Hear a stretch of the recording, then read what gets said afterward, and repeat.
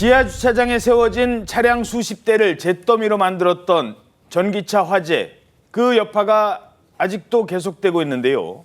이런 가운데 부산에서도 불이 났습니다.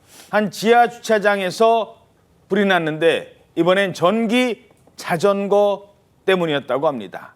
어떤 상황이었던 겁니까? 네, 이번 화재는 지난 9일 밤에 10시 반쯤 부산의 한 대형 전시장인 백스코 지하 주차장에서 발생을 했습니다. 당시 CCTV 화면을 보면요.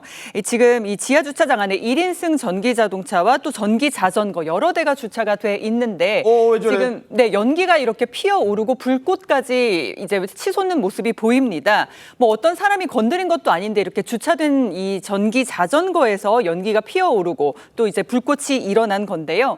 불길이 더 커지려나 그런 싶던 그때에 이제 바닥에 물이 흐르기 시작합니다.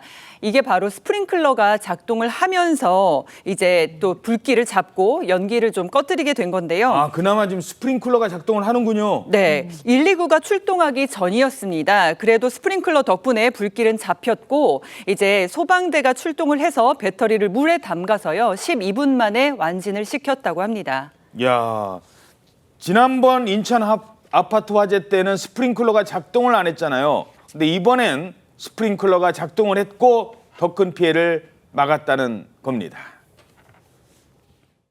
전기 자전거 배터리 팩 충전 중에 열폭주와 동시에 연기가 발생이 있었고, 그와 동시에 저희 이제 소방 시설인 스프링클러가 정상이 작동이 돼서 배터리 충전을 하는데 콘센트에 가열이 된 것 같아요. 그쪽에서 제일 처음에 점화가 됐거든요. 스프링클러 그것도 제대로 작동이 돼갖고 그 화재가 즉시 진화가 됐고.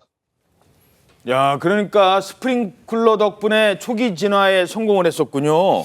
그렇습니다. 그 조금 전에 본 화재 영상을 보게 되면은 1인용 그 전기 자동차하고 전기 자전거가 여러 대가 있지 않습니까? 보시면 화재가 확인이 되는데, 그런데 실제로 화재 당시 주변에 대형 전기 자동차가 수십 대가 있었고요. 그 화재 주변에는 아마 그 배터리가 수십 대가 있었던 것 같아요. 그래서 만약에 여기 스프링클러가 정상 작동을 안 했다고 한다면 화재가 커지게 되고 보면은 배터리가 불이 붙으면 폭발하지 않습니까? 그렇죠. 그럼 대형 화재를 했기 때문에 인명피해가 있을 수 있고 많은 재물피해가 세울 수가 있었는데도 불구하고 스프링클러가 작동을 했기 때문에 화재가 밀리 진압됐기 때문에 천만다행이라고 생각이 듭니다. 예. 스프링클러가 작동하지 않았더라면 아마 이렇게 됐을 가능성도 있다는 겁니다. 진짜 다시 보기도 정말 싫은데 인천의 전기차 화재. 저 때 스프링클러를 누군가 꺼놨었다고요. 네, 그렇습니다. 인천 소방본부가요, 화재 수신기 기록을 분석을 했습니다. 그런데 그 결과 당시에 화재 감지 신호는 전달이 됐는데, 그러니까 관리사무소 근무자가 밸브 연동 정지 버튼을 누른 것으로 확인이 됐다고 합니다. 예. 그러니까요, 이 정지 버튼이 눌러지면 화재 신호가 들어와도 스프링클러가 작동을 안 하게 되어 있거든요. 그런데 그 버튼을 눌렀다는 거죠. 그런데 이 5분 만에 정지 버튼이 해제가 되긴 했지만 이미 중계기 선로가 고장되어 있는 상태였기 때문에 스프링클러는 끝내 작동하지 않았던 것인데요.